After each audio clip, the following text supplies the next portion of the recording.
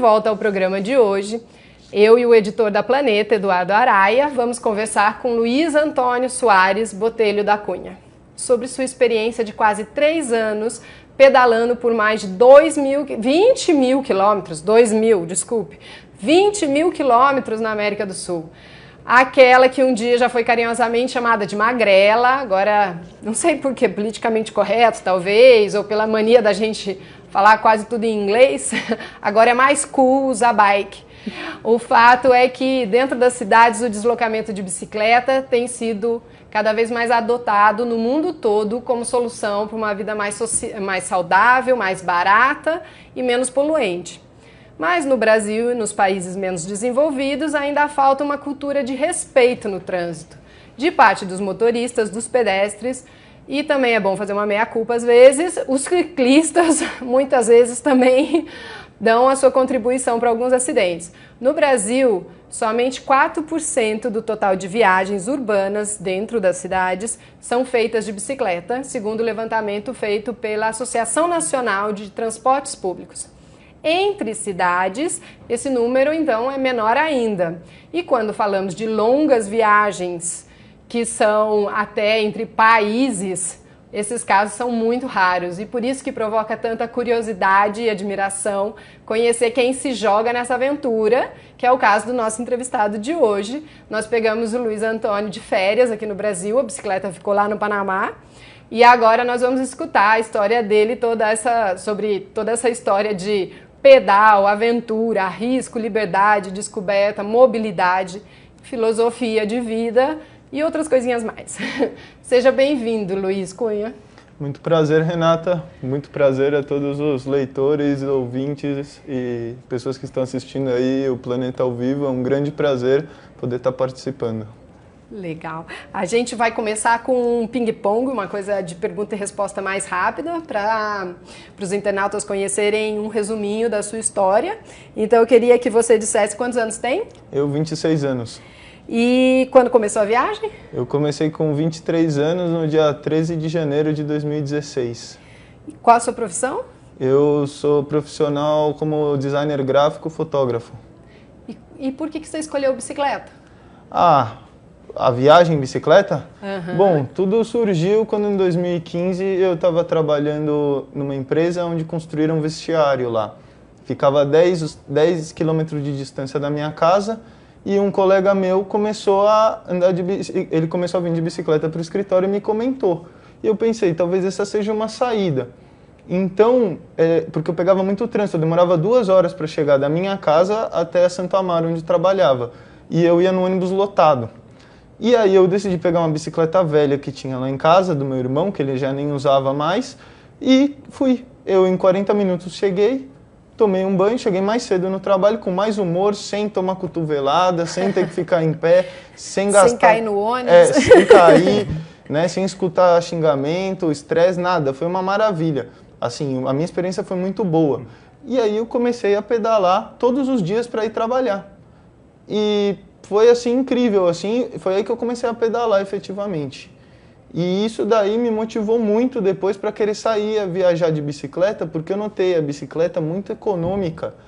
E a bicicleta também, ela permite você avançar muitos quilômetros, entendeu? Porque se for ver assim... Quantos quilômetros separava a sua casa do trabalho? Do trabalho? Diariamente eu fazia 20 quilômetros por dia, mais ou menos. Eu ia a 10 quilômetros e voltava a 10 quilômetros. Para ir era mais descida, para voltar mais subida. Então demorava 40 minutos para ir e 1 hora para voltar. E aí eu fiz a conta e falei, eu ficava 3 horas no trânsito por dia em média, agora eu fico 1h40.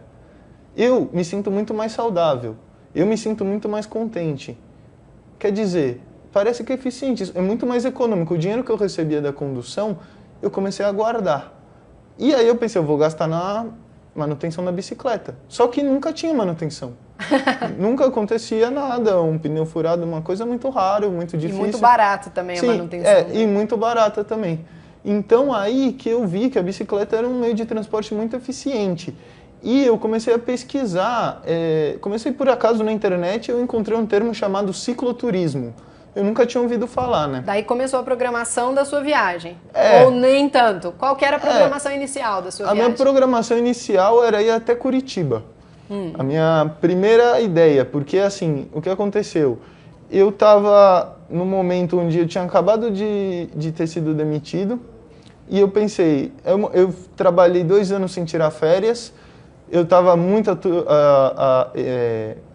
turbulências assim na universidade, entregando trabalho final, então aquela correria assim, praticamente eu estudava de noite, trabalhava de manhã e de tarde, estudava de noite, então era aquela loucura. Então pensei, eu quero fazer um turismo e vou fazer um turismo na bicicleta. O primeiro lugar que eu fui foi para São Tomé das Letras, em Minas Gerais, que é 400 quilômetros. Foi uma coisa... Saindo aqui de São Paulo. Saindo do Tucuruvi. Saindo do Tucuruvi, de São Paulo, pela Cantareira. E foi, assim, transformador, né? Foi a primeira vez, foi um teste, assim, foi... Quanto tempo levou a viagem? Foi 4 dias para chegar, e porque eu fui bem leve, com poucos equipamentos, não fui mais com a bicicleta, e eu fiquei uma semana lá. E eu voltei de ônibus, né? E assim foi transformador. Aí, logo após essa viagem, eu continuei no mercado de trabalho fazendo freelances, procurando um trabalho fixo, que era o meu desejo na época. E não estava encontrando, assim, eu fazia freelances cada momento. E aí eu pensei, eu vou tentar fazer um turismo maior com a bicicleta, já que eu não tenho, eu faço um freelance aqui, outro ali, não consigo um trabalho fixo. Vou aproveitar esse tempo livre para buscar uma nova, uma nova experiência, né? E aí eu comecei a entrar em contato por blogs, por internet, fóruns, blogs e grupos, com o pessoal de Curitiba. Eu descobri que Curitiba é um centro do cicloturismo no Brasil. É o centro do montanhismo no Brasil também. O pessoal, assim, em Curitiba é muito avançado essa questão do ecoturismo, né? Do esporte de aventura, é muito falado lá, né? Porque, assim, pelo menos para mim, para minha família, a gente nunca escutou falar dessas coisas. Eu mesmo, assim, fui o primeiro membro da família que foi acampar, entendeu? Assim, fazer um passeio mais ecoturístico. E eu gostei muito, né? Eu comecei a fazer isso em 2013. E aí eu comecei a falar com os amigos de Curitiba e eu vi vários que tinham ido para o Uruguai. Aí eu falei, eles foram para o Uruguai, demoram uns 20 dias de Curitiba, e no Uruguai tem o espanhol, né? Eu não sei falar espanhol, né? Eu sempre fui muito interessado por línguas, né? Eu gosto de falar inglês, o meu último trabalho era relacionado ao inglês, inclusive, ademais da minha área do design gráfico. E eu falei, espanhol não sei. Eu falei, quem sabe, se eu aprendo espanhol, eu consigo desenvolver mais uma capacidade profissional a mais, trabalhar, conhecer outros lugares para trabalhar e para me desenvolver profissionalmente. Era para ser uma viagem só de férias ali de verão. E fazer um curso no Uruguai de espanhol. Essa que foi a ideia inicial de todas, mais ou menos por outubro de 2015. E como você se preparou para essa viagem? Você chegou a comprar uma bicicleta, comprar barraca? Sim. O que você fez? Eu comecei a estudar, eu vi que... Essa, gente, só interrompendo você um pouquinho, é a matéria que a gente publicou sobre essa história do Luiz Antônio, sobre a experiência dele, só que na nossa revista impressa, e vocês podem conhecer um pouquinho mais lá, mas sempre conversar com a pessoa é outra história, né? A nossa conversa por telefone foi muito gostosa, então rendia mesmo aqui uma conversa para todo mundo acompanhar. Sim, muito bacana. Assim, a preparação foi toda em volta, aí, como dá para ver na bicicleta. A bicicleta pode levar muitos equipamentos, muito peso, e ela é muito eficiente, porque eu não preciso carregar nada nas minhas costas, eu não preciso puxar nenhum peso, a bicicleta faz tudo. Eu só na subida tenho que pedalar, mas na descida ela que me leva, né? Então, assim, é um acordo. E aí eu cheguei à conclusão, falando com o pessoal na internet, estudando o cicloturismo, que dá para você levar todos os equipamentos necessários na bicicleta para você viver com muito conforto em qualquer lado, praticamente. Que isso quer dizer o quê? Uma barraca, uma rede de dormir também, para o caso de regiões amazônicas, regiões quentes, um fogão, um fogão esse estilo militar. Tá tudo aqui dentro. Sim, tudo. Assim, aqui também, né? Um fogão estilo militar, esses que funcionam a gasolina, né? O álcool. No caso, eu escolhi a gasolina pela disponibilidade do combustível nos lugares que eu ia viajar. E a panela para cozinhar, e um pouco de roupa, e também é possível armazenar comida para vários dias, inclusive, né? Não que eu preciso ter comida para todos os dias necessários da viagem, porque eu vou passando em povoados. A bicicleta também é assim, ela permite você conhecer o mundo num passo humano. eu não vou poder chegar daqui e fazer 400 quilômetros até Curitiba. Eu vou ter que passar 7, 10 dias percorrendo todos os povoadinhos daqui, entre aqui e Curitiba, começar a ver as diferenças regionais, a economia daquele lugar. E isso daí também vai me propiciar uma visão muito mais ampla. Quando eu chego em Curitiba e vejo esse centro urbano, ver como que ele está formado de uma forma muito mais plena, entendeu? Então, assim, a coisa foi buscar esses equipamentos que eu julguei, eu saí com muito peso, a gente levando casacos. Você lembra? Ah, eu não tenho, mas assim, digamos que eu saí com 50 quilos, eu saí em pleno verão, em janeiro, pela costa sul atlântica aqui, São Paulo, né? Eu fui para Cananéia. E eu saí com casaco, porque eu falei, não, eu já vou pegar o inverno lá no sul, né? Eu também pensei, justo no começo, antes de sair da viagem, eu falei, já sem condição eu já vi que eu não ia estar conseguindo um trabalho fixo, que estava difícil, assim, o mercado de trabalho. E eu falei, eu vou, assim, sem data, não é que eu vou para o Uruguai e voltar, eu vou sem data, eu vou viajar quanto tempo eu achar, e eu vou tentar conhecer todos os países da América Latina. Todos que eu consegui passar. Eu não tinha nenhuma, assim... Eu não tinha de repente, a viagem de Curitiba virou... de Uruguai. Aí de Uruguai, eu falei, do Uruguai eu vou tentar seguindo para a Argentina. E aí, se eu conseguir entrar no Chile, eu falei, eu quero o deserto do Atacama. Eu comecei a ler sobre o deserto do Atacama. Era um grande sonho no começo da viagem. Que é a fronteira do Chile com a Argentina e a Bolívia, né? Ali, aquela tríplice fronteira ali naquela área. E eu falei, eu vou tentar. E eu mesmo, assim, para ser sincero, eu não tinha, assim, eu pensava a qualquer momento, se eu cansar, ou tiver algum problema, ou alguma dificuldade, eu vou pegar um ônibus e volto para casa. Só que cada dia eu fui indo mais longe, mais longe, mais longe, até que eu cheguei à conclusão de que eu pegar o ônibus ia dar mais trabalho do que seguir minha viagem, entendeu? Quantas fronteiras você já atravessou até agora? Eu atravessei 9 fronteiras com a bicicleta, nos 3 anos, sim. E o tratamento nesses lugares? Um estrangeiro chega de bicicleta. Nas fronteiras, normalmente, assim, é engraçado, na maioria das vezes, né, normal, assim, é muito discreto, na verdade, a bicicleta, Eduardo. Assim, é diferente de uma moto ou de um carro, já nem faz barulho, né? Então, assim, se a pessoa não tá te vendo, ela nem dá conta que você tá ali, né? Mas se ela já te vê e vê uma pessoa com a bicicleta toda montada e tal, aquela coisa... Aí a pessoa sempre vem falar e bem aberto, porque a bicicleta não é uma coisa que dá medo. A bicicleta é uma, digamos assim, a bicicleta, todo mundo tem uma bicicleta, todo mundo já teve. Então a pessoa te vê e fala, pô, você que você tá fazendo, onde você vem? Aí eu venho lá do Brasil, mas do Brasil. Quando eu tava na fronteira do Chile, com a Argentina com o Chile, eu cheguei chorando na fronteira. Porque eu estava muito emocionado, mas também porque fazia 8 graus negativos e eu... Tava congelada a lágrima, né? Não, e eu estava resfriado de pedalar 10 dias por um vento contra nesse clima e eu estava chorando de emoção e também porque eu sabia que ia ter 160 quilômetros sem nada na minha frente, que era puro deserto. Então eu estava tipo com 8 litros de água carregado, comida até o topo, né? Apesar que também não se pode passar com comida assim na fronteira, mas eu tava porque não tinha jeito. E aí o militar começou a olhar pra mim e dar risada e falou, você tá o quê? Tá chorando? Tá com muito frio você, né? Aí eu falei, mais ou menos, né? E muito emocionado, né? A fronteira é sempre tranquilo, né? Não tem, a bicicleta não é necessário... Não tem nenhuma coisa específica assim, já olham com maus olhos? Não, na verdade sempre olham com bons olhos, assim, na maioria das vezes. Por exemplo, nesse caso do Chile, aí eles até me adiantaram na fila da migração, e para eu poder ir mais rápido, eu nem cheguei a pedir nada, eles me adiantaram e foi tudo por essa região aqui, né? E sempre assim, eu nunca tive, por exemplo, assim, problema com suborno, polícia te parar, te pedir suborno, isso nunca aconteceu. Com amigos meus que viajam de carro, de moto, às vezes me contaram assim, a gente parou na Blitz e tal, eles queriam falar que a gente não tinha um papel e tal, que não existe. Comigo nunca aconteceu, eu acho que é por isso. Bastava o passaporte e estava tudo bem. No caso da América do Sul não precisa do passaporte, você pode viajar com o seu documento RG, se ele tem... Menos ainda. Se ele tem 10 anos. O passaporte é necessário só do Panamá para os outros países, né, a partir da América Central, mas o Mercosul não, com o seu RG é suficiente. Então foi super tranquila essa questão. E o que você deixou para trás? Porque...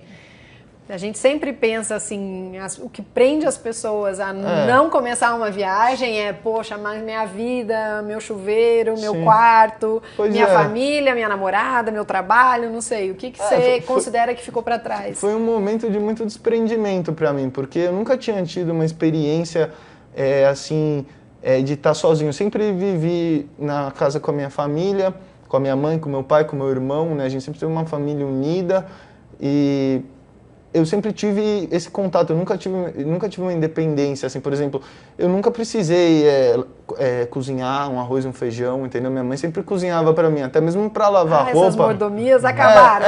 Não, todas essas mordomias e todas essas coisas, né? E eu pensei, eu acho que eu preciso disso, dessa independência, né? Então, me desprender disso foi fácil, de certa forma, porque era o que eu estava buscando, entendeu? O que eu estava buscando é justamente buscar uma experiência de independência. Porque eu pensei, aqui em São Paulo está muito difícil. Num primeiro momento, quando eu trabalhava nessa empresa, eu pensava que por ali eu conseguiria a minha independência. Eu conseguiria evoluir os cargos, eu conseguiria juntar dinheiro, conseguiria alugar um apartamento e aí ter minha independência. Só que eu comecei a ver, depois de ser demitido, depois de ver que os trabalhos que eu estava buscando não estava conseguindo, eu não estava, mesmo os freelances que fazia, não é o suficiente, é muito caro o custo de vida em São Paulo. Eu pensei, para eu poder ter uma independência em São Paulo, vai demorar 10, 15 anos. E eu acho que eu preciso disso já, foi isso que eu pensei. Então eu falei, eu vou aproveitar essa oportunidade que eu tenho agora, porque como eu tinha recém sido mandado embora, eu recebi uma rescisão, recebi férias, recebi uma série de benefícios. Então eu falei, com isso aqui vai ser o suficiente para eu viajar pela América do Sul e conhecer os países. Quando eu não gostar mais, se eu tiver difícil, pego um ônibus e volto para casa, porque eu tô de bike, é perto, entendeu? Meus pais, tipo, minha mãe... Como eles reagiram? Minha mãe sempre apoiou, mas minha mãe, meu pai, todo mundo da minha família, inclusive amigos, nunca acharam que era possível fazer de bicicleta uma viagem dessas. Eles nunca ouviram falar, eles acharam que isso não era uma coisa possível, factível. E minha mãe falou, Luiz, isso daí também não dá assim, né, Luiz? Pega um ônibus, né, filho? Vai de avião, né? Você também pode e tal, vai tranquilo. Então, aí eu falei, não, mãe, mas a experiência da bicicleta é que eu acho que vai ser mais tranquila, vai ser mais gostosa, vai ser mais confortável. E eles não entendiam, né? Meu pai, ele ficou bem consternado, achando que eu ia sofrer algum problema, que ia ser errado, que eu ia perder meu dinheiro numa bobeira. Ele queria que eu comprasse uma moto, que eu ficasse em São Paulo até conseguir um trabalho. Ele achou que isso seria o melhor para mim no momento. E ter bastante atrito nesse momento. Só que eu sempre fui assim meio cabeça dura, sempre quis fazer mais ou menos assim o que me dava na telha. Eu falei, essa é a possibilidade e eu vou, entendeu? A minha possibilidade de ser independente, de estar com todas as ferramentas, né, para isso. Então aí eu fui e no decorrer do tempo eles mudaram de opinião. Minha mãe sempre me apoiou, continua me apoiando ainda mais. Mas meu pai, que para mim foi muito importante isso, porque meu pai, ele começou a ver que a minha experiência estava sendo muito positiva. Porque ele falou para mim, não, porque ninguém vai te ajudar lá fora, você não vai ter família, você vai ficar sozinho, você vai acabar seu dinheiro, você vai gastar tudo e jogar fora. Só que com o tempo passou e ele viu que eu não gastei nada, até porque eu saí com um pouco de dinheiro e eu peguei e dei para ele meu cartão e falei, ó, pai, se eu precisar, você saca para mim e me manda. Porque, bom, por questão de câmbio e de coisa, é muito mais fácil mandar por giro do que tirar no caixa eletrônico o dinheiro. E ele viu que eu nunca pedia para ele me mandar o meu dinheiro, mesmo que estava lá. Mas você trabalhou em alguns lugares para manter, não foi só com o dinheiro inicial, né? Não, foi isso. Foi, por exemplo, eu fiz as contas agora, uma média de R$400 mensais. O que configura... Para tudo? Para tudo. O que configura, eu fiz as contas, para 2 anos e 10 meses de viagem, R$13.600 mas de investimento. Só que do meu dinheiro eu acabei não usando nada disso. E por quê? Daquele inicial da rescisão. Sim, porque o que aconteceu? Eu acabei descobrindo que o que eu estava fazendo era sustentável. Entendeu? Eu não sabia disso ainda no momento. Sustentável não só do lado meio ambiental, não, né? Não, é de que se sustenta ao longo do tempo, né? A sustentabilidade é como uma mesa, né? O que é? Uma coisa que é ecologicamente correta, que é economicamente viável, que é culturalmente diversa e que é socialmente justa. E é justamente nessa mesa que se apoia o cicloturismo. E a forma como eu faço o cicloturismo, né? Porque também existem várias formas de fazer turismo, né? De fazer tudo. E eu acabei estabelecendo isso, porque eu descobri o quê? Que o meu custo de vida, enquanto eu estou viajando, é muito barato. Como eu te falei, mais ou menos uns R$10 por dia. Mas esses R$10 por dia em que? Você gasta em comida. O meu gasto é com comida. Eu tento gastar, o que eu faço? Eu evito ao máximo em pagar hospedagem, entendeu? E pagar transporte. Como eu viajo com a bicicleta, o transporte já está incluído. Aí, alimentação é necessária, eu tenho que comprar. Só que também muitas vezes as pessoas me colaboram com comida. Dependendo de cada região, vai de um jeito. Mas tem lugares que, assim, no Brasil teve umas zonas como, por exemplo, no Acre, até inclusive eu visitei a cidade do ilustre Chico Mendes. É um grande prazer ter ele citado no começo da revista. É uma pessoa muito importante no Brasil e muito pouco falada, né? Mas é muito importante que estejam fazendo matérias e falando dele, né? Uma pessoa importante. E no Acre, por exemplo, as pessoas eram muito colaborativas. Eu comia doce de cupuaçu, açaí, doce de tapioca. Todo mundo quer mostrar as coisas do lugar, sim, né? Regionais, para você experimentar. E assim, eu ia pedir água num lugar, porque eu estava viajando num campo, até chegar numa cidade e não chegou. Eu parava numa casinha, pequena propriedade, o senhor tem um pouco de água? A pessoa, você já comeu, meu filho? Era todo dia. E aí eu comecei a ir todo dia às 11 da manhã eu pedir água, né? Já estava marcado lá no relógio. E assim, né? As pessoas, elas sentem que elas querem fazer parte do seu sonho também, né? Isso é muito legal. E eu deixo as pessoas participarem e é muito importante para mim. É importante para elas também. Eu vejo que assim, a pessoa vem querer me oferecer alguma coisa, é importante eu aceitar. Às vezes, por exemplo, na Bolívia, eu pedia para acampar, no final do dia eu chegava numa fazenda, numa área rural, eu pedia para acampar e a pessoa falava assim, não, mas tem um quarto para você. E aí, só que a casa é muito simples, toda de barro, né, assim, tudo muito simples. Eu até, sinceramente, às vezes, me sentia mais confortável na barraca mesmo. Só que, pela honra que a pessoa estava me dando, teve uma vez até que o senhor, ele foi dormir, ele e a esposa dele, com os irmãos dele, todo numa cama, e ele deu a cama dele e da esposa dele para eu dormir.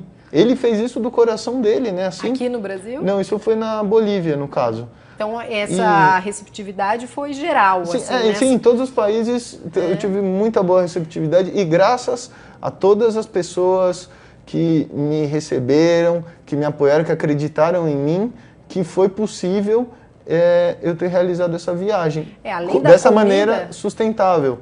Além da comida, a hospedagem é dos itens mais caros de qualquer viagem, né? Sim, exato. Como a parte do transporte já estava resolvida, o mais a caro, parte de acolhida noturna também é meio perigoso. Como é que você fazia? Você chegava a acampar bastante no meio da estrada, não? Você parava num certo horário, assim, esse horário é o horário de acabar a viagem, parar e... No meio da estrada eu nunca parei, né? Porque senão o carro passa em cima. Mas assim, o que eu digo, assim... no canto da estrada. Eu evito, por exemplo, ficar na beira de uma estrada, até pelo movimento, porque faz barulho de carro. Já fiquei em beira de estrada várias vezes, mas quando é uma estrada rural, bem afastada, como é o sistema? Eu estou viajando, vamos dizer, por estradas e eu passo por um povoado pequeno. Eu pedalo só durante o dia, durante a noite é perigoso pedalar. Então, eu vou no ritmo do sol nascer até o sol dormir. Então, o que acontece? Quando está próximo do sol se pôr, também depende da zona. Quando a zona é bem quente, eu procuro pedalar até quando o sol está lá embaixo.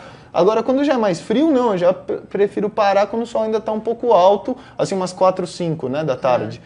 E depende da região, varia a hora, mas no fim do dia eu procuro um lugar para ficar. Então, eu evito sempre chegar no fim do dia em cidades grandes, porque na cidade grande é muito difícil de você receber a solidariedade de uma pessoa. Chegar numa cidade grande e falar, olha, meu senhor, eu estou viajando de bicicleta, você acha que tem um espaço aqui no seu quintal onde eu posso armar minha barraca? A pessoa fica desconfiada, tem todas aquelas coisas de cidade grande.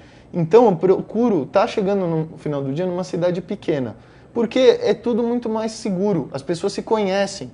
As pessoas estão acostumadas com isso, com vamos dizer assim, a vida em comunidade é muito mais forte em povoados pequenos. Então, muitas vezes eu chego, depende do país também, da estrutura de cada país, mas na Argentina, por exemplo, eu ia na prefeitura da cidadezinha, falava com o prefeito, e muitas vezes ele me indicava um camping municipal que tinha na cidade, ou então às vezes tinha um albergue estudantil. Os entendeu? bombeiros, você contou pra mim, que também usava muito, né? No Peru eu descobri os bombeiros voluntários, que foi um grande apoio para mim. Porque o que acontece? O Peru é um país muito pobre, de pouquíssimas estruturas. Isso quer dizer o quê? Que eu ficava muito tempo sem utilizar a internet, sem utilizar eletricidade. E assim, é um país muito seguro, você pode acampar em qualquer lugar, assim, não existe muita criminalidade no Peru, não é como no Brasil, apesar que é um país bem povoado, né? Tem muita gente no Peru, mas ele é bem seguro no geral, nos povoados pequenos. Só que eu, por exemplo, fiquei doente no Peru, uma dor de estômago que perdurou por umas semanas. E no Peru as pessoas são muito fechadas, elas têm essa característica da cultura delas, que as pessoas são solidárias, te ajudam, me deram trabalho, me colaboraram com tudo que eles podiam. Mas além do que eles são bem pobres e têm poucas coisas para compartilhar, eles são muito fechados, eles não te incluem no círculo familiar. Por exemplo, na Argentina, no Brasil, se a pessoa te convida para a casa dela, você já é um familiar, entendeu? Já é sua mãe, já é seu pai, já é seu, entendeu? Tá em casa, entendeu? É aquela coisa. Agora, no Peru não, entendeu? Então, eu fiquei doente e nenhuma pessoa, assim, por exemplo, chegava e falava, não, mas fica aí mais um dia, descansa, porque você está cansado, né? Não, é todo assim, tá, então tchau, tchau. Então tá, e eu cansado. Tá na tua hora. E eu cansado. E aí, quando eu conheci os bombeiros, foi muito bom, porque os bombeiros têm alojamento, tem cozinha, tem Wi-Fi, e é seguro. E o bombeiro, às vezes, está numa cidade média, às vezes até numa cidade grande. Qual a vantagem disso? Uma cidade média ou grande tem coisas mais que eu posso comprar, às vezes eu posso visitar um pouco, né, para largar um pouco a bicicleta, né, andar ali, tá, ir no museu, alguma coisa assim. Então, assim, sempre nesse tripé do economicamente viável, porque se a minha ideia era viajar a bicicleta, 9 países, eu sei que eu não posso fazer isso em um mês, entendeu? Então não dá para eu ir pagando hotel todo dia. Eu tenho que buscar a solidariedade das pessoas. E também cozinhar. Por exemplo, eu sempre cozinho. Eu não sabia cozinhar. Eu saí de casa com uma receita de arroz e de macarrão alho e óleo da minha mãe. Assim, no papel, eu juro para você. Eu saí assim, eu não sabia, aprendi a fazer e comecei a aprender a cozinhar. E isso eu gostei demais. E eu descobri também que você economiza demais cozinhando. É muito mais barato, você come muito bem. Então, assim, eu nunca vou em restaurante, nunca fico em hotel. E aí, por isso que você pode economizar e gastar muito pouco para viajar. E aí eu descobri também o quê? Que não dá para viajar todo dia. Não dá para você pegar e durante 2 anos, todo dia, ir indo para frente. E avançar. Principalmente numa viagem movida à força humana. Porque você se cansa, você pode ser que fique indisposto, pode ser também que você muda a sua cabeça e você quer um pouco desenvolver uma certa atividade, por exemplo, digamos que você quer desenhar ou quer escrever, como é que você vai desenhar e escrever se está 10 horas por dia pedalando, entendeu?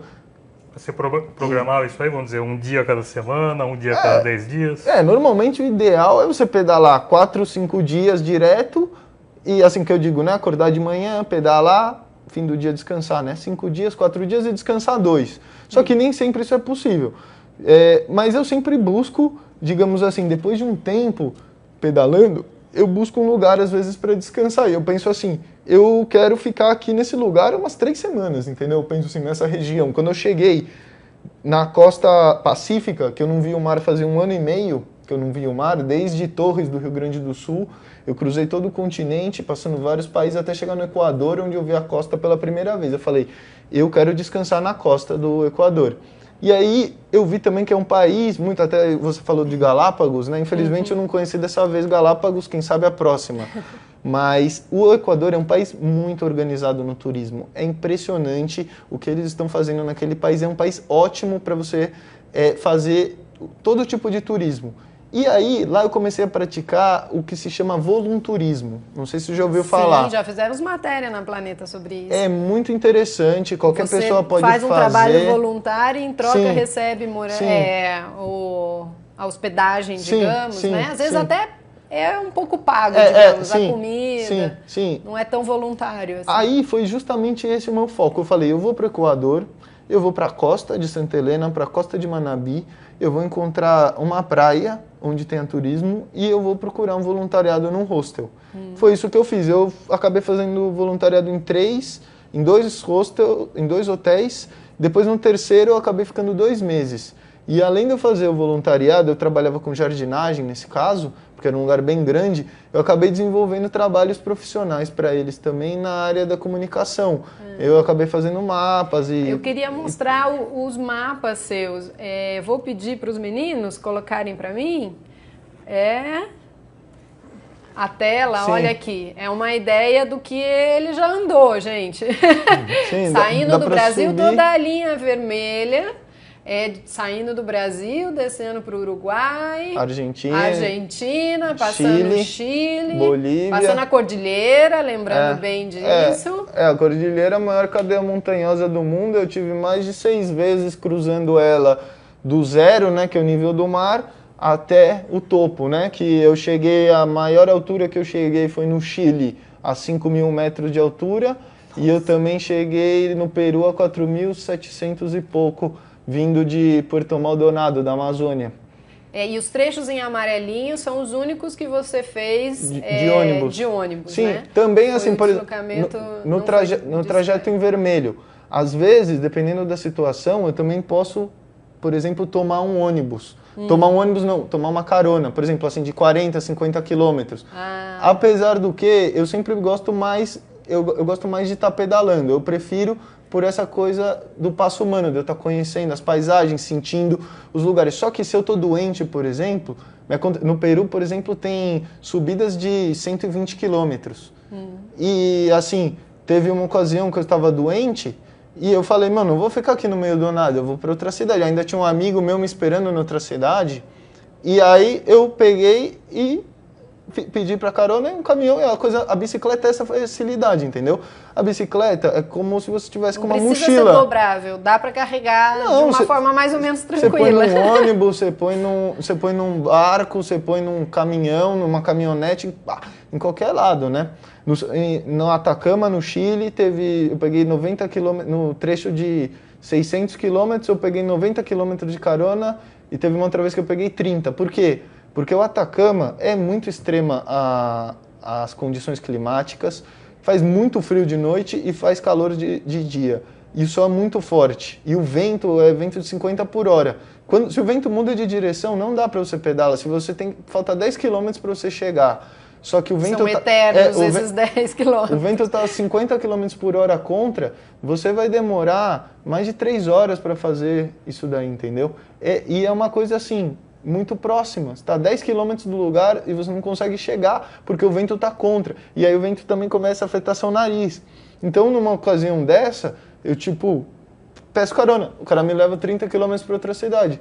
É muito bom isso também da bicicleta, por essa versatilidade. Aqui está o restante da... Sim. Ele colocou pra gente também na Sim. tela inteira, ó. Dá pra ver, ele subiu até lá o topinho da Colômbia. Eu fui até o último estado da Colômbia, que é a La Guajira, né? Que é o estado mais norte da América do Sul, né? Que se diz.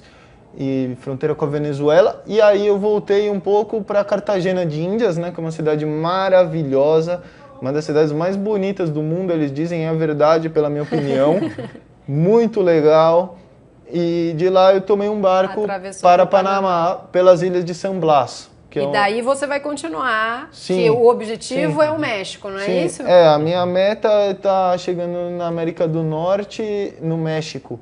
Está percorrendo, então, mais ou menos de 6 a 8 países, né, da América Central, e México para 2019, né? E tá conhecendo, né? No meu site eu tenho todos os registros de viagem, onde eu venho documentando as paisagens, os costumes, os modos das pessoas, os lugares que eu passo, as minhas impressões. E meu objetivo é estar fechando isso no México e concluindo um projeto de estar conhecendo a América Latina de uma maneira sustentável, de estar aprendendo com os povos. A gente vai passar agora um vídeo mostrando, porque você falou muito de como entrar nas cidades, né? Sim. E eu queria conversar um pouquinho com você sobre como é circular de bicicleta dentro das cidades também. E aqui a gente tem um vídeo muito legal, feito pelo Bike é Legal, com o ranking das melhores cidades do mundo para você se locomover de bicicleta. Certo. Vou deixar rodar e depois eu conto para vocês quais são os 7 melhores, porque eu fiz um recorte só de 3, tá bom? Por favor, roda pra gente. Fala aí, galera que assiste o canal do Bike é Legal. Estamos de volta para mais uma de nossas listas. O tema de hoje é o top 10 das melhores cidades para pedalar no mundo inteiro. Para essa lista, a gente tirou por base fatores como infraestrutura, investimento, cultura da bicicleta e principalmente respeito ao ciclista. E ainda contamos com toda a experiência da Renata Falzoni, que já pedalou em mais de 20 países. Xangai. A cidade mais populosa da China tem um trânsito de enlouquecer e uma multidão de ciclistas é parte desse cenário. Impulsionada pela indústria chinesa, a cidade abriga mais de 9 milhões de bicicletas. 9 milhões! Com tanta gente pedalando, os ciclistas conquistam espaço na marra. É massa crítica todo dia. As imagens de chineses carregando quantidades inacreditáveis de carga na garupa são a marca de Xangai. É difícil entender como eles convivem em tamanha loucura. Parece até que as regras não existem e quem vem de fora tem que pedalar muito atento, mas é uma experiência que vale a pena. Nova York. A maior cidade do planeta passou por uma verdadeira transformação nos últimos anos, virando uma cidade para pessoas, com foco no pedestre e nos espaços de convivência para os cidadãos ocuparem as ruas. Para os ciclistas, mais de 400 quilômetros de ciclovias e ciclorotas. Os nova-iorquinos apostaram em sinalizações simples, baixo custo e compartilhamento. São poucas infraestruturas robustas e muitas soluções que só precisaram de um balde de tinta e redesenhar os espaços. Bogotá. O exemplo de que estrutura gera demanda. Depois que construiu 450 quilômetros de ciclovias, Bogotá viu o número de ciclistas disparar. Hoje, cerca de 6% das viagens são feitas de bicicleta. O lema da capital colombiana já diz muito: cidade humana. Como a cultura do ciclismo já tem raízes por lá, os motoristas colombianos respeitam mais quem vai de bicicleta. Aos finais de semana, mais 600 quilômetros de vias são liberadas para quem pedala. Bom, só para matar a curiosidade das pessoas, as 7 melhores são Taipei, de Taiwan, Berlim, na Alemanha, Nantes, na França, Portland, nos Estados Unidos, Viena, na Áustria, Copenhague, na Dinamarca e, claro, Amsterdã em primeiro lugar. Mas é legal ter alguma cidade da América do Sul. E você passou por lá, né? Sim. Como é que foi? Você sentiu realmente uma diferença entre pedalar dentro de Bogotá e nas outras cidades todas? Sim, assim, a Colômbia, alguns países da América do Sul são maravilhosos para pedalar. Nossa, uma maravilha para pedalar dentro dos centros urbanos e também nas estradas. Colômbia é um país desses. Por quê? Porque na Colômbia a cultura do ciclismo é muito forte. E o ciclismo como esporte é muito comum você ver crianças de 7, de 10 anos de idade andando naquelas bicicletas de estrada, desculpa, eu confundo o espanhol com o português. Aquelas de estrada, né? Aquelas bicicletas de estrada pequenininhas, assim, para eles mesmo, de criança, andando na estrada ali, vamos dizer assim, nas cercanias dos povoados. É muito comum, assim, crianças, jovens, senhores, adultos, pessoas de todas as idades andando de bicicleta, assim. Por exemplo, em Bogotá, eu não estive por Bogotá, mas Medellín, que foi uma grande capital da Colômbia que eu passei, era uma maravilha pedalar, porque é uma cidade, digamos assim, que tem avenidas largas como São Paulo, só que você anda lá como se estivesse num parque, entendeu? Eu andava lá, assim, sempre na faixa da direita, tranquilamente, nenhum carro te pressiona, nenhum carro te buzina. Um outro exemplo que eu posso dar também, que eu me lembro com muito carinho, é na Argentina. Na Argentina, eles são exímios condutores e respeitam muito o ciclista. Porque o que acontece? O ciclista, tanto na estrada quanto no meio urbano, ele não atrapalha o trânsito. Na verdade, ele colabora para o trânsito estar melhor, inclusive. Para ter menos carro, né? Para ter menos carro, né? O que acontece? Se o ciclista, onde é que ele deve andar? Eu aqui em São Paulo só ando de bicicleta, por exemplo, né? Onde é que eu ando? Eu ando na faixa da direita. Como? Eu ocupo o meio da faixa da direita, entendeu? Não importa a rua que for, eu ocupo o meio da faixa da direita. O que o carro tem que fazer? Quando ele me vê, ele tem que reduzir e passar para a faixa da esquerda para me ultrapassar, como se eu fosse um carro. Isso não vai fazer diferença na vida de ninguém, não vai atrasar ninguém, entendeu? Porque a minha velocidade é diferente da do carro. Então, por exemplo, ainda assim, o carro vai ter que parar em todos os sinais. A bicicleta já não necessariamente tem que parar em todos os sinais. Claro que ninguém vai atravessar a bicicleta num cruzamento, mas tem faróis de pedestres e a bicicleta se sente seguro. Você pode passar como um pedestre passa no farol, né, quando não passa nenhum outro carro, para justamente já criar essa distância do carro, para o carro ter esse respiro e todos conviverem bem no trânsito, né? Na Argentina, sim, por exemplo, tanto Jujuy na Argentina quanto em Medellín na Colômbia, nenhuma dessas cidades assim que tem ciclovia, como em Amsterdã, que tem ciclovia em todas as ruas, né, e tá tudo demarcado, não. É a rua normal, só que a pessoa vê o ciclista e ela respeita aquele raio de 1,5 m que está em volta do ciclista e não passar raspando e não desequilibrar e machucar, né? E aqui em São Paulo mesmo, gostaria até de falar isso, que eu notei, desde quando eu saí de 2015, 2016, né, que eu saí em janeiro, né, mas 2015 que eu pedalei muito em São Paulo, para agora que eu voltei, esses últimos 2 meses, e eu notei um grande aumento dos ciclistas na cidade e também um maior respeito. Porque quando eu comecei a pedalar em 2015, eu fazia a mesma coisa, eu andava no meio da faixa na direita. E muitas vezes as pessoas se irritavam comigo e começavam a me agredir. E era engraçado, porque a pessoa pega e começa, porque te agredindo, e sai acelerando. Só que aí, passa 2 minutos, a pessoa tá parada lá no farol e eu passo pela pessoa, né? Então, assim, muitas vezes eu parei e falei, viu, você tá me xingando, falando que eu tô te atrasando, olha eu te passando aqui, meu amigo. Você tá entendendo, assim? Porque o farol fecha... Você ainda conseguia bater um papo com elas. Não, e até algumas coisas perigosas de, por exemplo, gente tentar te empurrar, te agredir, jogar o carro. Teve uma época que eu estudava onde foi muito perigoso era na Radial Leste. Quando eu estudava na ETEC de Itaquera... de carros muito... Eu estudava de noite na ETEC de Itaquera. Eu ia de bike, 26 quilômetros, e eu voltava de metrô. Porque o metrô permite, depois das 8h30 da noite, você pôr sua bicicleta. Você colocar a bicicleta. Eu acho que é bem restrito ainda no Brasil, aqui em São Paulo principalmente, essa história de colocar a bike dentro do eu sempre uso. Trem, eu sempre uso nos horários permitidos, é muito bom. E assim, eu acho que a cultura da bicicleta ela tem que aumentar, porque é uma coisa necessária na cidade, porque já não cabe mais carro, tá entendendo? E é bom as pessoas se locomoverem, é bom para o comércio, é bom para tudo, é bom para a própria pessoa, porque você vindo trabalhar de bicicleta, você já está fazendo um exercício, né? E você também tem essa coisa da poluição, né? Que também mas assim, até isso, vamos dizer, não é nem uma coisa principal. Acho que o principal mais é o bem-estar social que você cria com o uso da bicicleta e a facilidade de locomoção, né? A gente está no finalzinho, temos 3 minutinhos, e eu queria que você contasse o que você aprendeu no caminho que você gostaria de ter sabido antes de você ter saído.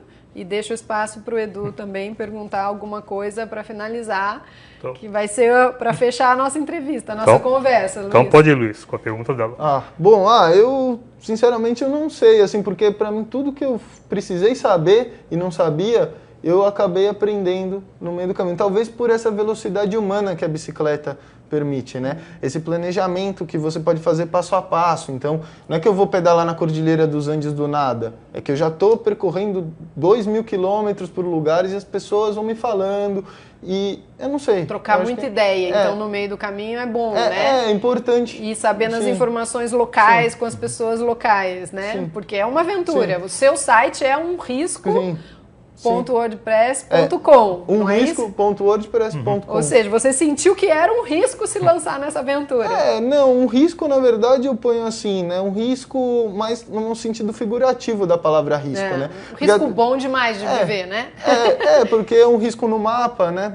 É um risco no céu. Risco ou de design. É um risco de perigo. Ó, mas aqui tem o site mostrando para vocês, está na nossa tela, riscowordpress.com, para todo mundo poder entrar se quiser. Se você não se... O que eu quero dizer assim, né? Eu acho que talvez a filosofia dessa frase. Se você não buscar se arriscar, você nunca vai poder fazer uma coisa extraordinária. Você me entende? Assim que eu digo, extraordinário viajar de bicicleta, mas também extraordinário pode ser uma promoção no trabalho, extraordinário pode ser você conseguir aquela oportunidade de conhecer aquela pessoa. Só que você vai ter que se arriscar, você vai ter que mudar o que você faz sempre.